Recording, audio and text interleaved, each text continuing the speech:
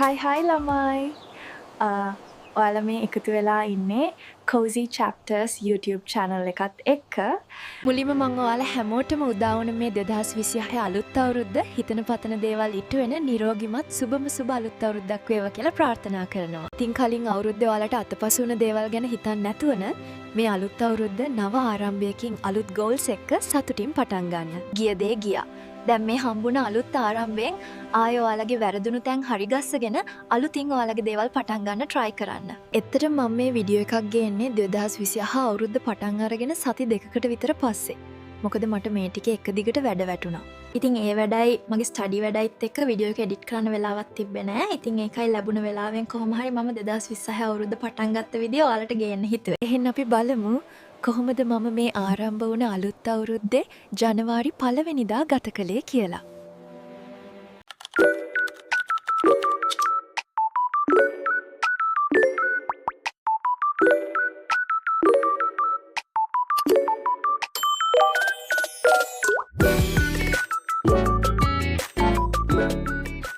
ඔන්න වීඩියෝ එකට යන්න කලින් පහළ තියෙන subscribe button එක click කරලා අපේ family එකත් එක්ක join වෙන්න. ඒ වගේම ඔයාලගේ ලස්සන අදහස් comment කරන්නත් අමතක කරන්න එපා. ඉතින් අපි ජනවාරි 1 වෙනිදා උදේම අනුරාධපුරේ යන්න ලෑස්ති වුණා. මේ තමයි අවුරුද්දක ජනවාරි 1 වෙනිදාට අපි අනුරාධපුරේ යන first time. ඉතින් සාමාන්‍යයෙන් අපි අනුරාධපුරේ යද්දී අනිවාර්යෙන් කිරි ආහාර හදන් යනවා. ඉතින් ඒකින්ද එදත් වෙනද වගේම අපි කිරි ආහාර හදාගත්තා.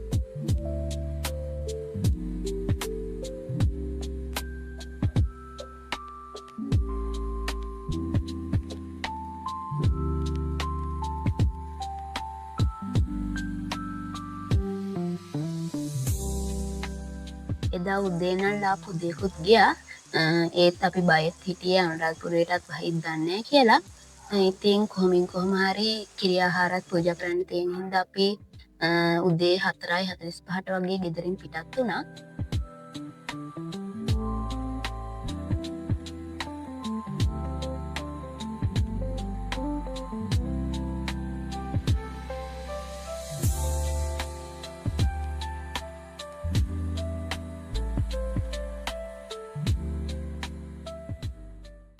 A few moments later.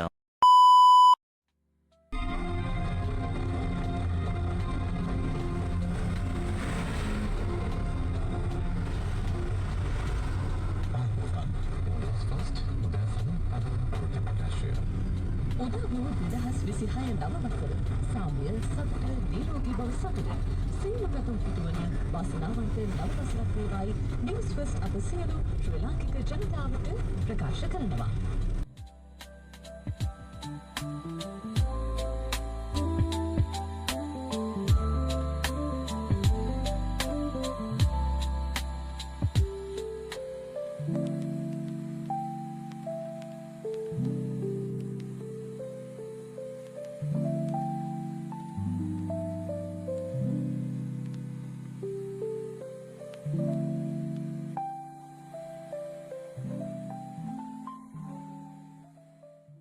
A few moments later.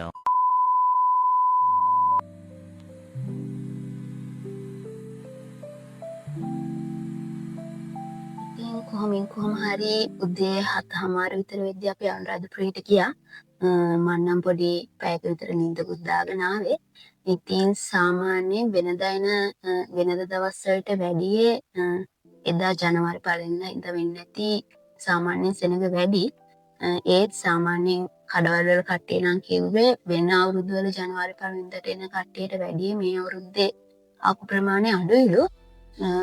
කොහොම හරි ඉතින් අපිට පැය භාගයක් විනාඩි 20ක් වගේ කායක නවත්තන්න තැනක් හොයාගන්න බැරුව ට්‍රැෆික් එකේ තින්න වුණා. ඉතින් කොහොම හරි ඉතින් අන්තිමටම තැනකුත් හොයාගත්ත කායක නවත්තන්න.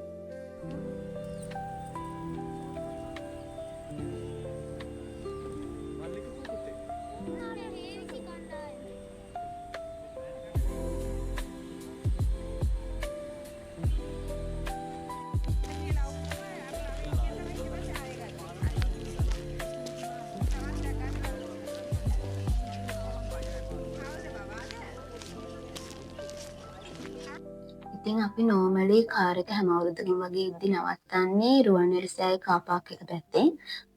ඉතින් මේ සැරේත් ඒ පැත්තෙන්ම අපි හින්දා අපි රුවන්වැලි සෑයත් බලාගෙනම කෙලින්ම ශ්‍රී මහා බෝධීන් වහන්සේ වඳින්න ගියා.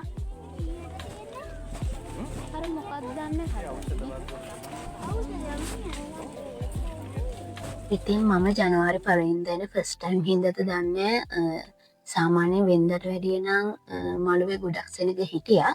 ඔයාලට වීඩියෝ එකේ නම් හරියට පේනවද දන්නේ ළමයි. ඒත් අපි එදා වඳින්න ගියපු දවසේ ශ්‍රී මහා බෝධියට ඇතුල් වෙන ඉස්සරහ දොරටුව නම් අලුතෙන් ප්‍රතිසංස්කරණය කරන ගමන් තිබ්බේ. මං හිතන්නේ ගම් වතුර හින්දා වෙන්න ඕන අර පරණ කාලේ තිබ්බ දොරටුව ඔක්කොම ඒ කියන්නේ යටින් වගේ කැඩිලා ගිහින් තිබ්බා. ඊට පස්සේ පහළ මළුවේ ඉඳන් කිරි ආහාර ටිකක් සූදානම් කරගෙන උඩ මළුවට ගියා ශ්‍රී මහා බෝධීන් වහන්සේ වන්දනා කරන්න.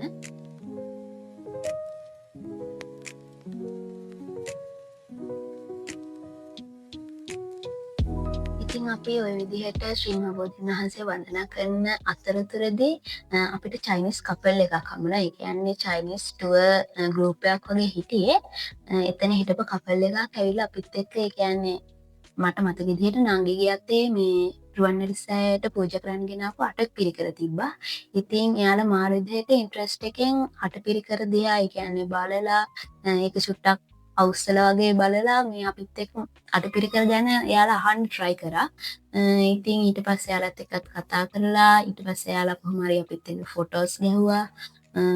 ඉතින් එයාලා මාර විදිහට මට පෙවුනේ පිට රටේ මාර විදිහට ඉතින් අපේ බෞද්ධ සම්ප්‍රදාය ගැන උනන්දු වෙනවා කියන එක.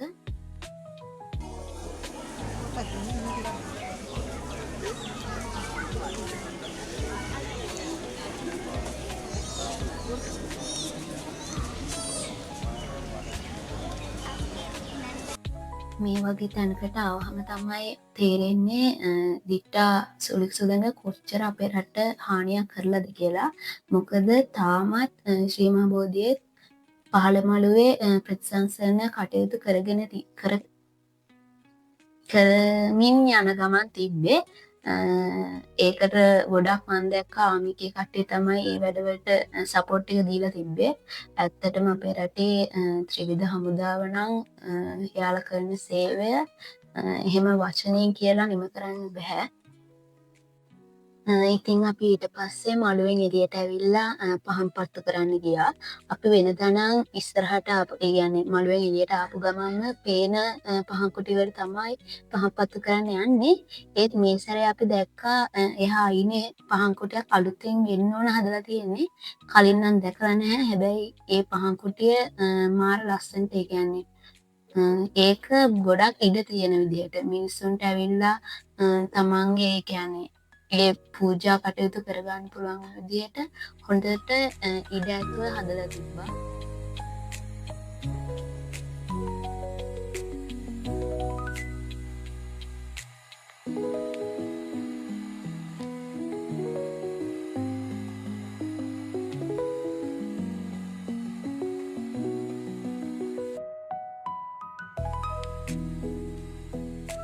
ඉතින් අපි ඊට පස්සේ පහන් පත්තු කරලා ඒ වැඩ ඉවර කරලා රුවන්වැලි සෑය වඳින්න යන්න පිටත් වුණා. ඉතින් ඔයාලට පේනවා ඇති අපේ මල්ලි කරන මෝඩ වැඩ ළමයි. එයාට මාර අමාරුවක් තියෙන්නේ මගේ ඒ කියන්නේ මම කරන වීඩියෝස් වලට ඩිස්ටර්බ් කරන්න. ඉතින් එයා වීඩියෝස් ෆොටෝස් වලට එන්නේ නැහැ සාමාන්‍යයෙන්. ඒත් මම කරන වීඩියෝ එකකට අනිවාර්යෙන් මැද්දෙන් මොකක් හරි. ඔය දැනුවත් මල් වට්ටියක් තියාගෙන මම වීඩියෝ කරන සැරෙන් සැරේට කැමරාව එක ඉස්සරහට ඇවිල්ලා පද දෙනවා. එයාට මාර අමාරුවක් තියෙන්නේ මම වීඩියෝ කරන ඒවා බලන් ඉන්න බෑ එයාට.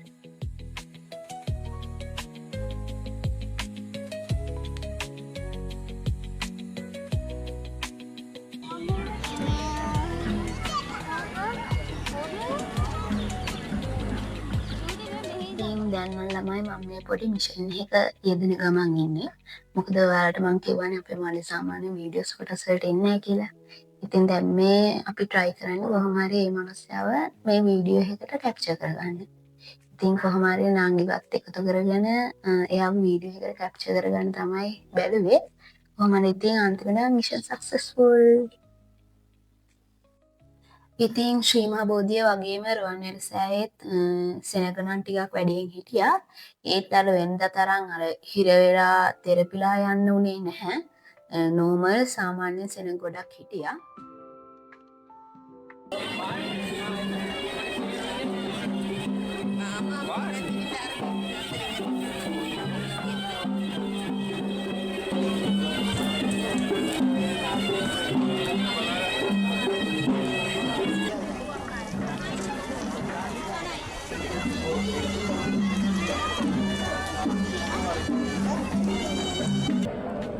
සොළොස් නැලියක් මදාතු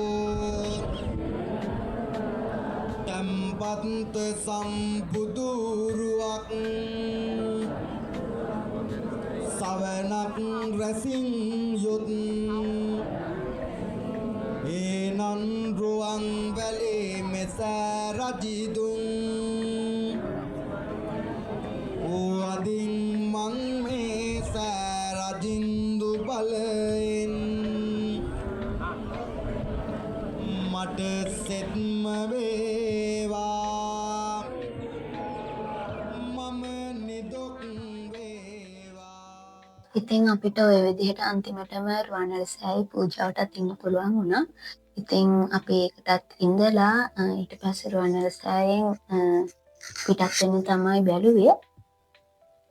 අපි වෙනදා නම් සාමාන්‍යයෙන් අටමස්ථානෙම වැඳගෙන තමයි යන්නේ. ඒත් එදා නම් සෙනගත් වැඩි හින්දා අපි අටමස්ථානෙම වඳින්නේ නැතුව ශ්‍රීමා බෝධියයි රුවන්වැලි සෑයයි විතරක් වැඳලා ගෙදර එන්න හිතුවා. ඉතින් රුවන්වැලි සෑයේ යන්න පිටත් වෙද්දීම වගේ ලස්සන දෙයක් දැක්කා. මේ බලන්න ළමයි මේ මල් වලින් ලස්සන. ඇත්තටම මම මුලින් හිතුවේ නම් මේ ෆේක් වර්ගයක් කියලා. ඒත් නැහැ ඒව ඇත්තම මල්. බලන්න ළමයි ඒව කොච්චර ලස්සනද කියලා.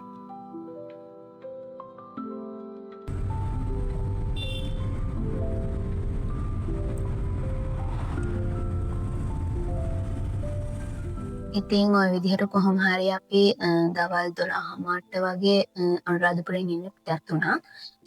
ඉතින් යන ගමන් තාත්තට කියලා දඩයක් ගහලා අමමල්ලකුත් ගත්තා. ඉතින් දැන් ඒකත් කකා අපි ගෙදර යමු.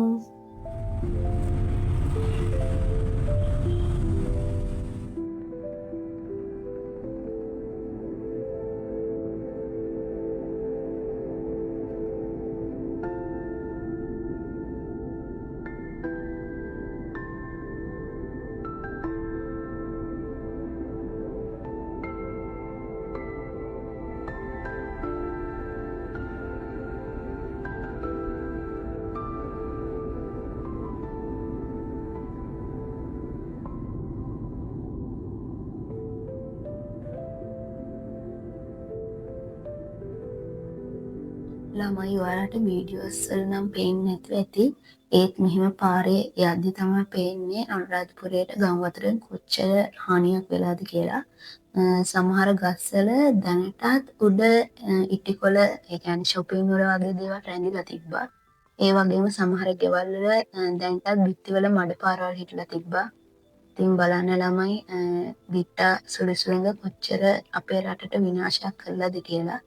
ඉතින් තාමත් ඇති සුළුසුලඟ ඒ කියන්නේ සුළුසුලඟෙන් පස්සේ වුණු ගම් වතුර හින්දා ආපදාවට පත් වුණු කට්ටිය. ඉතින් අපි පුළුවන් විදියට ඒ ආපදාවට ලක් වුණු කට්ටියට උදව් කරමු.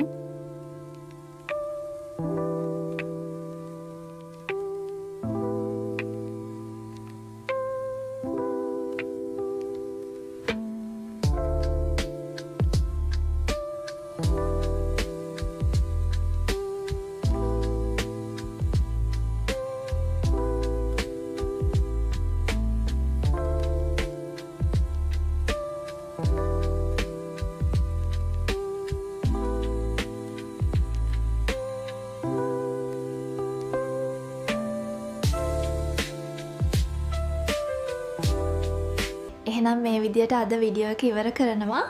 අලුත් වීඩියෝ එකකින් අපි ආයෙ ඉක්මනින් මුණ ගැහෙමු. ඔද වීඩියෝ එක කොහොමද කියලා පහලින් කමෙන්ට් කරලා වීඩියෝ එකට ලයික් එකක් දාන්න යන්න අමතක කරන්න එපා. බයි බයි යාළුවනේ.